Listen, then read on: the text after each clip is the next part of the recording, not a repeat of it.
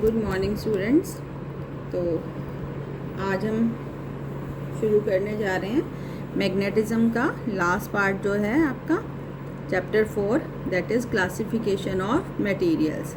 ये शायद आपने केमिस्ट्री में भी आपने पढ़ा हुआ होगा कि on the basis of magnetic property dia para and ferromagnetic substances are there. तो इसी को आज हम डिस्कस करेंगे यहाँ, क्लासिफिकेशन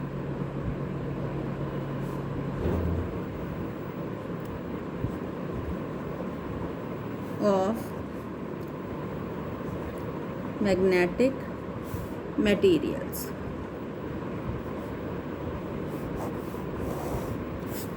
तो इससे पहले एक टॉपिक है इसमें कि atom as a magnetic dipole, कि हाउ कैन वी कंसीडर कि एटम जो होता है वो भी मैग्नेट की तरह, चुंबक की तरह बिहेव करता है और कितनी उसकी मैग्नेटिक डाइपोल मूवमेंट होती है। तो atom as a magnetic dipole कैसे बिहेव करता है। तो इन एन एटम क्या होता है, there is positively charge nucleus and electrons revolve around the nucleus in circular orbit. Suppose ये इलेक्ट्रॉन है, it is orbiting in an orbit जिसका रेडियस कितना आ रहा है, यहाँ न्यूक्लियस होगा आपका। अब अगर electron is moving in anti clockwise direction तो ऑब्वियसली करंट जो है उसकी डायरेक्शन होगी आपकी क्लॉकवाइज, है ना। ऊपर से देखें, electron is anti clockwise move कर रहा है तो ऊपर से देखने पर करंट कैसा लग रहा होगा, क्लॉकवाइज। और जब करंट क्लॉकवाइज होता है तो कौन सा पोल बनता है, साउथ पोल, याद है। और अगर हम इसको नीचे से देखें तो फिर करंट हमें कैसा लग रहा होगा, एंटी क्लॉकवाइज। और यहाँ पर क्या बन रहा होगा, निचले सिरे पर north pole. It means atom जो है it behaves as a magnet, it has a south pole and a north pole. तो obviously it must have magnetic dipole moment. तो वो कितनी होगी उसको हम कैलकुलेट करेंगे। तो लेट इलेक्ट्रॉन जो है it is revolving in an orbit जिसका रेडियस कितना है, R. Let m be the mass of electron, r is the radius of its orbit, t is the time period, the time taken by electron to complete one revolution, and it is having angular frequency कितनी है इसकी, omega. कितनी है angular frequency, omega, ठीक है। तो उसके लिए हम क्या करेंगे, करंट पहले तो हम निकालेंगे इक्विवेलेंट करंट कितना बन रहा है। तो बेटे करंट होता है आपका चार्ज अपॉन टाइम, है ना। I इज इक्वल टू जो है Q/T। अब चार्ज कितना मूव कर रहा है, E। कितना चार्ज है एक इलेक्ट्रॉन के ऊपर, E। कितना टाइम लग रहा है एक चक्कर पूरा करने में, T। तो I is equal to E/T। और T जो होता है दैट इज 2π/ओमेगा। तो I इज इक्वल टू कितना आ गया आपका, E/2π/ओमेगा। ओमेगा ऊपर गया, E/2π। This is the equivalent current, ठीक है। और magnetic dipole moment of a current loop अगर आपको याद हो तो वो होती है I/A। I कितना है आपका, कितना इक्विवेलेंट करंट, E/2π। और area this area enclose by this current loop, तो ये कितना area, πr²। Pi and pi get cancel, तो m is equal to 1/2 E/r²। This is the magnetic dipole moment of an atom जिसमें एक electron revolve कर रहा है ऐसे ऑर्बिट में जिसका रेडियस आ रहा है विद एंगुलर फ्रिक्वेंसी ओमेगा। यहाँ पर एक हम नोट देंगे और बोहर मैग्नेटॉन डिफाइन करेंगे कि व्हाट इज बोहर मैग्नेटॉन।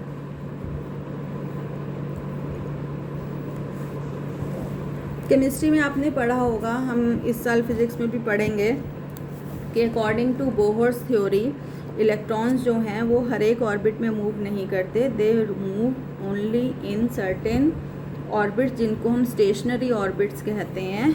और इन ऑर्बिट्स के लिए क्या कंडीशन होती है कि जो एंगुलर मोमेंटम होता है इलेक्ट्रॉन का वो होता है NH/2π।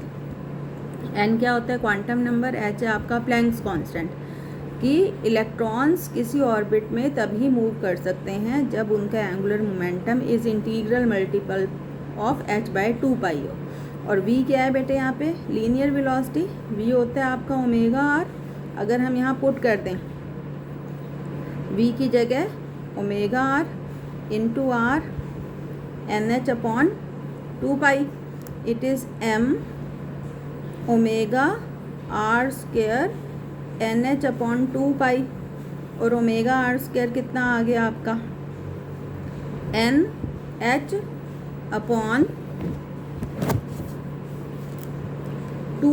m, m नीचे आ गया है ना, ये आ गया omega R square NH/2 m। तो ओमेगा आर स्क्वायर की ये वैल्यू हम यहाँ पुट करेंगे, तो ये आ जाएगा आपका m is equal to half E NH/2 m।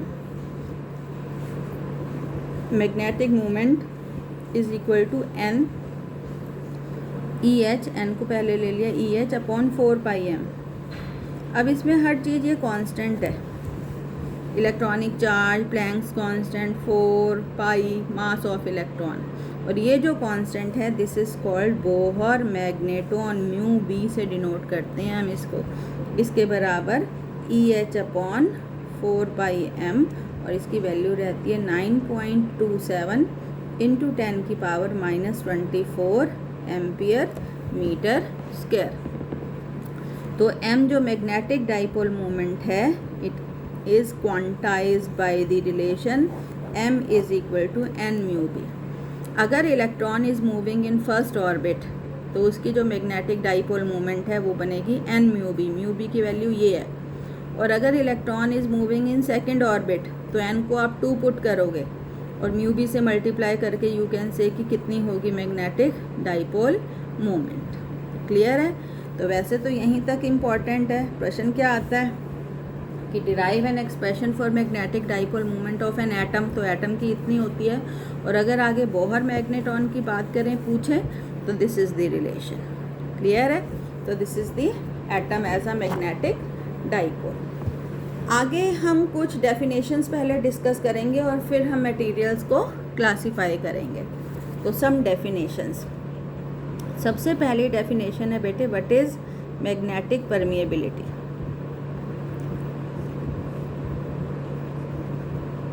Permeability, ये PDF में मैं आपको एग्जैक्टली इसकी सारी डेफिनेशंस भेज दूंगी रिटन में, थ्योरी में, तो यहाँ आप इसको सिर्फ समझ लेंगे। मैग्नेटिक परमिएबिलिटी जिसको हम क्या कहते हैं? म्यू। अब आप एक चीज़ ध्यान रखें कि यहाँ पर एक तो मैग्नेटिक फील्ड है, suppose this is the field, और इसमें एक स्पेसिमेन रखा हुआ है, एक सैंपल रखा हुआ है। तो दो चीज़ें हैं, एक है फील्ड और एक है सैंपल। ठीक है, एक है फील्ड और एक जो इसमें सैंपल रखा हुआ है। तो जो हम डेफिनेशंस कर रहे हैं उसमें से कुछ फील्ड से संबंधित हैं और कुछ सैंपल से। ठीक है, तो सबसे पहली जो डेफिनेशन है वो है मैग्नेटिक परमिएबिलिटी। तो this is related to sample, कि ये सैंपल की एबिलिटी होती है कि वो अपने में से कितनी मैग्नेटिक फील्ड लाइंस को गुजरने देता है। It is the ability of a material to permit the passage of magnetic field lines through it.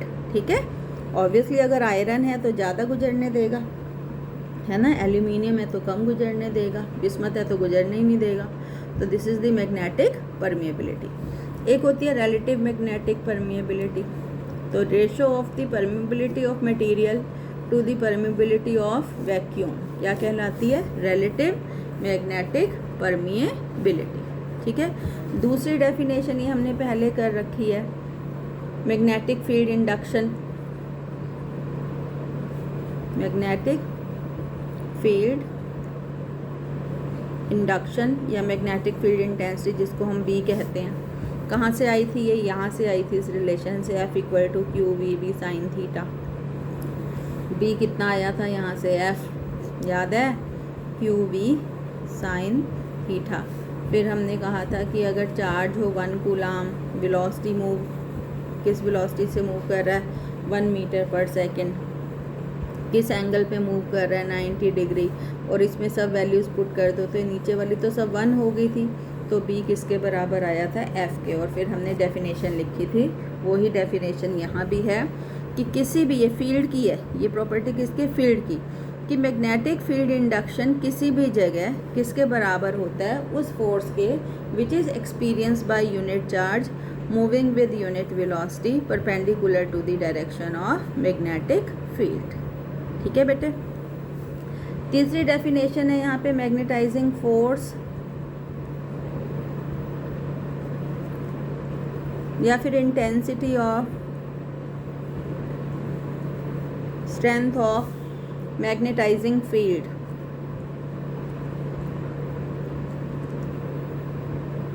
Magnetising field, इसको हम डिनोट करते हैं एच से। किससे डिनोट करते हैं, एच से। ये क्या होता है कि it is the ability of a field to magnetize the given material. कि फील्ड, ये किसकी प्रॉपर्टी है, फील्ड की, कि फील्ड किसी मटेरियल को कितना मैग्नेटाइज कर सकता है, वो क्या कहलाती है उस फील्ड की, मैग्नेटाइजिंग फोर्स। आपको याद है सोलेनॉइड किया था, इनसाइड सोलेनॉइड जो मैग्नेटिक फील्ड आई थी म्यू नॉट इनटू एन आई थी। अगर हमने किसी मटेरियल को मैग्नेटाइज करना है तो हम इधर सोलेनॉइड के अंदर उसको रख सकते हैं, लोहे के टुकड़े को, पीतल के टुकड़े को, जो भी है। तो यहाँ पर एन इंटू आई जो है, this defines H, this is the intensity of magnetising field, मतलब B is equal to mu H करके। ठीक है। तो magnetising force is the ability, किसकी क्षमता है, फील्ड की क्षमता है कि वो किसी गिवन स्पेसिमेन को कितना ज़्यादा मैग्नेटाइज कर सकती है। ठीक है। चौथी definition, intensity of magnetisation. Intensity of magnetisation, इसको हम आई से डिनोट करते हैं, कैपिटल आई से। ये किसकी प्रॉपर्टी है, ये स्पेसिमेन की प्रॉपर्टी है, सैंपल की, कि वो कितना मैग्नेटाइज हो सकता है ना।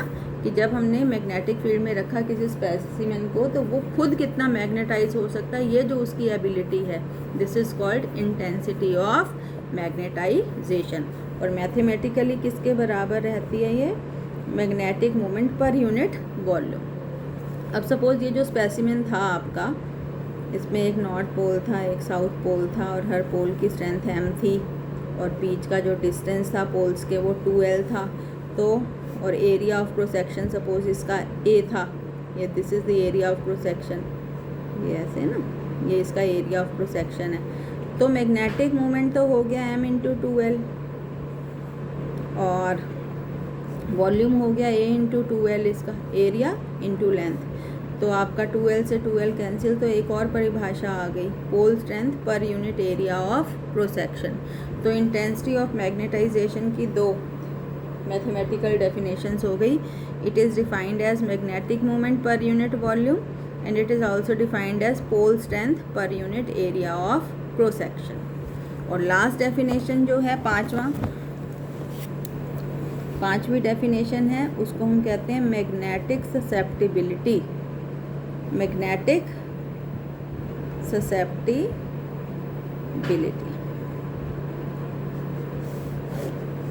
कायम। ठीक है। क्या होती है मैग्नेटिक ससेप्टिबिलिटी, ये भी स्पेसिमेन की प्रॉपर्टी है कि कितना इजीली कोई स्पेसिमेन मैग्नेटाइज हो सकता है आसानी से, ये जो उसका गुण है ये कहलाती है मैग्नेटिक ससेप्टिबिलिटी। जैसे आयरन है, अच्छी है उसकी मैग्नेटिक ससेप्टिबिलिटी, आराम से हो जाता है मैग्नेटाइज, कोबाल्ट है, निकल है। ठीक है। तो it is the property which determines how easily a specimen can be magnetised. और mathematically it is defined as intensity of magnetisation per unit magnetising field, I/H। ठीक है। तो ये 4-5 डेफिनेशंस है, पूछ भी लेते हैं, नहीं भी पूछते तो आपको आनी चाहिए, इसका हम आगे भी यूज़ करने वाले हैं। एक रिलेशन होता है रिलेटिव परमिएबिलिटी और ससेप्टिबिलिटी में, कि जो रिलेटिव परमिएबिलिटी होती है इट इज़ 1 प्लस m। बहुत इंपॉर्टेंट रिलेशन है, इसको आपने याद रखना है कि रिलेटिव परमिएबिलिटी जो होती है म्यू आर जो होती है, it is equal to 1 plus chi है। ठीक है, तो इन डेफिनेशंस को जब हम आगे बात करें तो आपको समझ में आना चाहिए कि हम किस बारे में बात कर रहे हैं। अब हम आते हैं अपने टॉपिक पर, क्लासिफिकेशन ऑफ मटेरियल। तो on the basis of magnetic properties,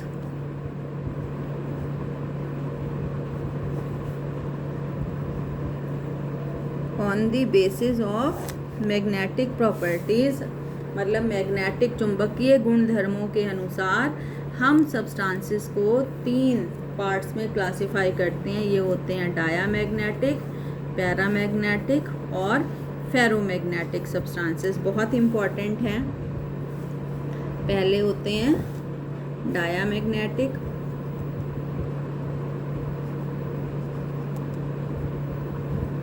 substances, दूसरे होते हैं आपके पैरामैग्नेटिक सब्सटेंसेस और तीसरे होते हैं आपके फेरी भी होते हैं वैसे तो, पर हमारे फिजिक्स में हम इन तीनों को डिस्कस करेंगे। फेरोमैग्नेटिक सब्सटेंसेस तो इम्पॉर्टेंट क्वेश्चन है, आता ही आता है, 5 में भी आ जाता है, 3 में भी आ जाता है, तो बड़ा आसान तरीके से हम करेंगे ताकि आपको यहीं का यहीं याद हो जाए। तो हम एक लाइन खींच लेते हैं इन तीनों के बीच में, अंतर भी होते रहेंगे और ये साथ साथ डिस्कस भी हो जाएंगे। तो देखो अब डाया और पैरा करने का क्या तरीका है कि जो डाया होते हैं बिल्कुल उनके अपोजिट कौन से होंगे, पैरा। ठीक है, तो अगर डाया को याद करोगे तो पैरामैग्नेटिक अपने आप याद हो जाएंगे। और फिर पैरा और फेरो को याद करने का तरीका है कि जो पैरा होते हैं वो ही फेरो होते हैं, सिर्फ उनकी जो इंटेंसिटी है वो बढ़ जाती है ज़्यादा मात्रा में। अगर कोई पैरामैग्नेटिक है तो वो फेरो हो जाता है, वो हम डिस्कस करेंगे। मतलब पैरा और फेरो की जो प्रॉपर्टी है वो सेम होंगी और डाया और पैरा की क्या होंगी, अपोजिट होंगी। तो सबसे पहले व्हाट आर डायामैग्नेटिक सब्सटेंसेस? ऐसे सब्सटेंसेस जिनकी 0 डाइपोल मूवमेंट होती है, अपनी कोई डाइपोल मूवमेंट नहीं होती, क्या कहलाते हैं, डायामैग्नेटिक सब्सटेंसेस। जिसमें हर एटम मॉलिक्यूल की no net dipole movement is there, they are called diamagnetic. जब हम इनको मैग्नेटिक फील्ड में रखते हैं तो they are repelled by the magnetic field.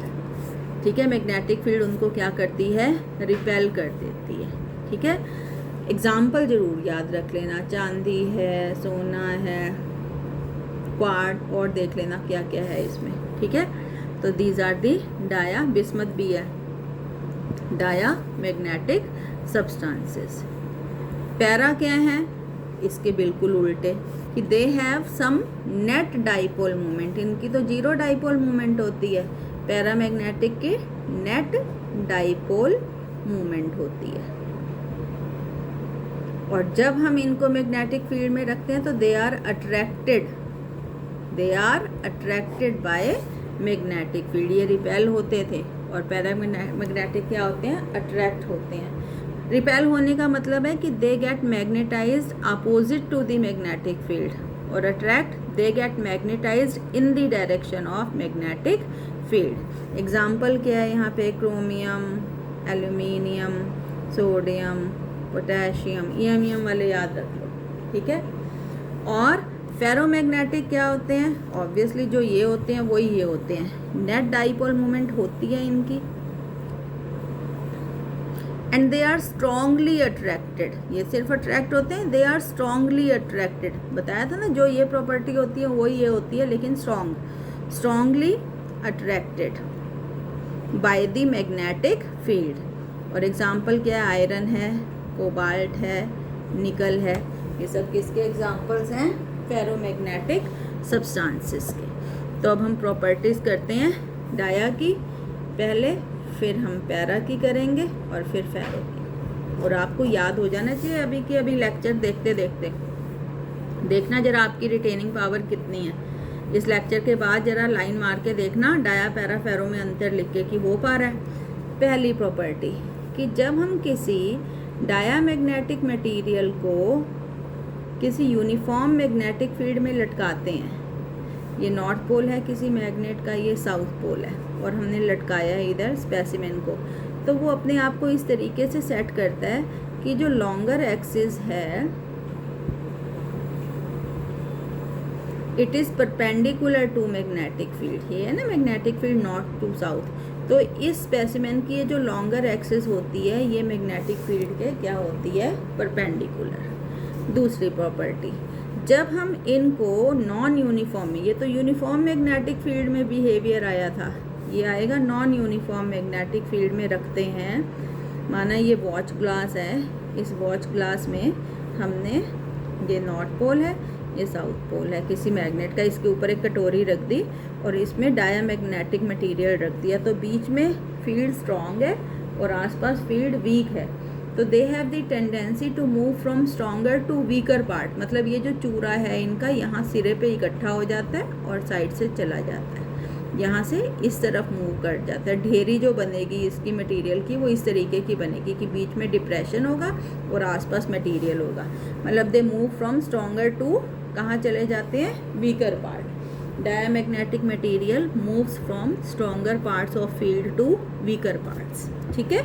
तीसरी प्रॉपर्टी, जब हम किसी मैग्नेटिक फील्ड में रखते हैं किसी डायामैग्नेटिक मटेरियल के टुकड़े को, ये डायामैग्नेटिक मटेरियल का टुकड़ा है, तो magnetic field lines prefer not to pass through them. Magnetic field lines कोशिश करती हैं कि इससे होकर ना गुजरा जाए, इससे हटकर गुजरा जाए।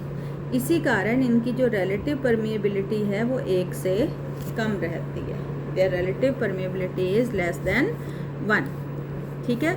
चौथा, अब क्योंकि एक रिलेशन किया था म्यू आर जो है 1 प्लस काई एम, ये है ना पीछे, और काई एम जो होता है वो होता है 1 प्लस म्यू आर हो जाएगा। और यहाँ पर क्योंकि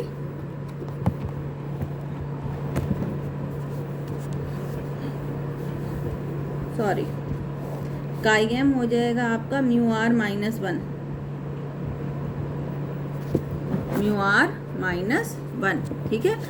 अब क्योंकि ये 1 से कम है तो ये फैक्टर क्या आएगा, नेगेटिव, मतलब जो ससेप्टिबिलिटी होती है डायामैग्नेटिक की वो नेगेटिव होती है, स्मॉल एंड नेगेटिव। ये बड़ा इम्पॉर्टेंट स्टेप वो है कंसेप्ट कि diamagnetics have small and negative magnetic susceptibility. और पांचवा कि माने ये यू ट्यूब लिया और इस यू ट्यूब में कोई डायमैग्नेटिक लिक्विड ले लिया हमने, ठीक है, कोई डायमैग्नेटिक लिक्विड ले लिया, ये डायमैग्नेटिक लिक्विड। अब अगर मैं किसी यू ट्यूब के एक लिम्ब पर मैग्नेटिक फील्ड अप्लाई करूं तो जो लेवल होता है डायमैग्नेटिक लिक्विड का वो नीचे चला जाता है। The level of a diamagnetic liquid in a U tube falls when subjected to magnetic field. और लास्ट प्रॉपर्टी छठी कि इनकी जो ससेप्टिबिलिटी होती है chi M, it is independent of temperature, independent of temperature. तो क्लियर है, all these are the properties of diamagnetic materials, ठीक है, ये सारी प्रॉपर्टी। अब हम करेंगे पैरामैग्नेटिक की, जैसे कि बताया था इनसे क्या होंगी, बिल्कुल अपोजिट। तो ये देखो पहली प्रॉपर्टी, कंपेयर भी करते रहना इसको, कि जब हम किसी पैरामैग्नेटिक स्पेसिमेन को मैग्नेटिक फील्ड में लटकाते हैं, यूनिफॉर्म मैग्नेटिक फील्ड में, तो वो अपने आप को इस तरीके से सेट करता है कि उसकी longer axis is in the direction of magnetic field. इसकी परपेंडिकुलर थी मैग्नेटिक फील्ड की, इसकी क्या है, इन दी। दूसरा, जब हम किसी पैरामैग्नेटिक मटेरियल को नॉन यूनिफॉर्म मैग्नेटिक फील्ड में रखते हैं तो वो कहाँ से कहाँ, ये मूव करते थे स्ट्रॉन्गर से वीकर की तरफ, और ये करेंगे वीकर से स्ट्रॉन्गर, तो जो ढेरी है वो इस तरीके से इकट्ठी हो जाएगी बीच में, ठीक है। दे मूव फ्रॉम कहाँ से कहाँ, ये करते थे स्ट्रॉन्ग से वीक साइड, और ये मूव करते हैं वीकर से स्ट्रॉन्ग साइड। जहाँ मैग्नेटिक फील्ड वीक है वहाँ से कहाँ चले जाते हैं, जहाँ वो स्ट्रॉन्ग है, ठीक है। चौथा कि तीसरा, जब हम किसी पैरामैग्नेटिक मटेरियल को किसी मैग्नेटिक फील्ड में रखते हैं, अब यहाँ तो लाइन पास होके जाना नहीं चाहती थी, लेकिन यहाँ पर magnetic field lines prefer to pass through them, pass होकर निकलना चाहती है। मतलब इनकी जो रिलेटिव परमिबिलिटी है वो 1 से ज़्यादा होती है, इनकी 1 से कम होती है, इसकी 1 से ज़्यादा होती है। और फिर इस हिसाब से, इस रिलेशन से इनकी जो ससेप्टिबिलिटी है वो क्या आएगी, पॉजिटिव। इनकी नेगेटिव आई थी क्योंकि म्यू आर 1 से कम थी, अब अगर म्यू आर 1 से ज़्यादा हो जाएगी तो रिलेशन पॉजिटिव हो जाएगा। तो ससेप्टिबिलिटी ऑफ पैरामैग्नेटिक सब्सटेंसेस होता है स्मॉल एंड पॉजिटिव। और ये चौथा पॉइंट था। पांचवा कि अगर हम किसी ट्यूब में पैरामैग्नेटिक लिक्विड ले लें and it is subjected to magnetic field, तो लेवल राइज करता है, यहाँ पे फॉल करता है, यहाँ पे राइज करता है। और छठी प्रॉपर्टी कि ये जो ससेप्टिबिलिटी होती है it is inversely proportional to temperature of the specimen. यहाँ पर इंडिपेंडेंट थी, डायामैग्नेटिक की जो लिक्विड ससेप्टिबिलिटी होती है it is independent of temperature, जबकि पैरामैग्नेटिक की it is inversely proportional to temperature. ठीक है। अब तीसरे और लास्ट रह गए हमारे फेरोमैग्नेटिक। क्या बताया था कि जो डाया होंगे बिल्कुल उसके अपोजिट पैरा, और जो पैरा होंगे वो ही ज़्यादा मात्रा में अगर हैं तो वो क्या बन जाते हैं, फेरो। तो फॉर एग्ज़ाम्पल इनकी जो they are strongly attracted by magnet, और इनकी जो परमेबिलिटी होती है वो 1 से ज़्यादा, बहुत ज़्यादा होती है, लार्ज। और अगर परमेबिलिटी लार्ज होएगी तो ससेप्टिबिलिटी भी बहुत क्या होएगी, लार्ज होगी। ठीक है। तो they show all the properties of paramagnetic up to larger extent. ठीक है। अब क्या बेटे, कायम बहुत ज़्यादा है इनको, माना कोई फेरोमैग्नेटिक मटेरियल है, ये कायम सपोज इसकी 100 है, ज़्यादा है। ठीक है। और पैरामैग्नेटिक की सपोज होती है 8-10। ठीक है, सपोज। तो माना इसका जब मैं टेम्परेचर बढ़ाने लगूंगी तो इसकी ससेप्टिबिलिटी भी इन्वर्सली प्रोपोर्शनल टू टेम्परेचर है, कम होने लगेगी। कम होते होते 100 से कम होकर 70 हुई, फिर 50 हुई, 40 हुई, 20 हुई, 10 हुई, 5 हुई, 5 हुई। अब 5 किसके आसपास आ जाए, सपोज पैरामैग्नेटिक के। तो मतलब एक टेम्परेचर ऐसा आता है बढ़ाते बढ़ाते कि जिस पर ये फेरोमैग्नेटिक क्या बन जाता है, पैरामैग्नेटिक। उस टेम्परेचर को हम कहते हैं क्यूरीज टेम्परेचर। क्या कहते हैं, क्यूरीज टेम्परेचर या transition temperature. Transition, the temperature at which ferromagnetic become paramagnetic are is called Curie temperature और ट्रांजिशन टेम्परेचर। तो this is the classification of magnetic materials on the basis of their magnetic properties. आसान है, इसको आज का आज final करना है। और लास्ट में एक छोटा सा टॉपिक है इसमें आज के लिए, Curie's law in magnetism. Curie's law in magnetism. According to Curie's law, जो इंटेंसिटी ऑफ मैग्नेटाइजेशन होती है किसी स्पेसिमेन की, it is directly proportional to magnetic field induction B and inversely proportional to temperature of specimen. अगर हम इन दोनों को combine कर दें तो इट इज़ B/T, और ये जो B होता है बेटे it is inversely directly proportional to strength of magnetising field. तो इसको हम लिख सकते हैं B की जगह H/T। H को इधर ले आओ, I/H is 1/T। What is I/H, अभी पीछे बताया था, इट इज़ मैग्नेटिक ससेप्टिबिलिटी। मतलब magnetic susceptibility is inversely proportional to temperature. और हम जब प्रोपोर्शनल को हटाकर इक्वालिटी लगाएंगे तो एक constant C is called Curie's constant and this is called Curie's law in magnetism. Clear है बेटे। तो ये हमारा यहाँ पर ख़त्म होता है मैग्नेटिज्म। इसमें एक टॉपिक बचा है, हिस्टेरेसिस। कोशिश करूँगी कि वो हम क्लास में करेंगे, जब क्लास शुरू होगी तो आप मुझे याद दिलाना, ठीक है, कि हमने मैग्नेटिज्म में एक चीज़ छोड़ी थी, हिस्टेरेसिस, जो हमने क्लास में करनी है। तो यहाँ पे बेटे आपकी तीसरी यूनिट ख़त्म होती है। पहले 2 चैप्टर्स का हमने टेस्ट ले लिया है और बाद वाले ये 2 चैप्टर का टेस्ट इकट्ठा लूँगी। इसको आप तैयारी कर लो। इसका टेस्ट हम फ्राइडे को रखेंगे, ठीक है। टुडे इज़ ट्यूसडे, तो आज के वाले में तो सिर्फ इतना ही था, डाया पैरा फेरो और एटम एज मैग्नेटिक डाइपोल, और थोड़ा सा पहले वाला है, तो अच्छे से रिवाइज करना।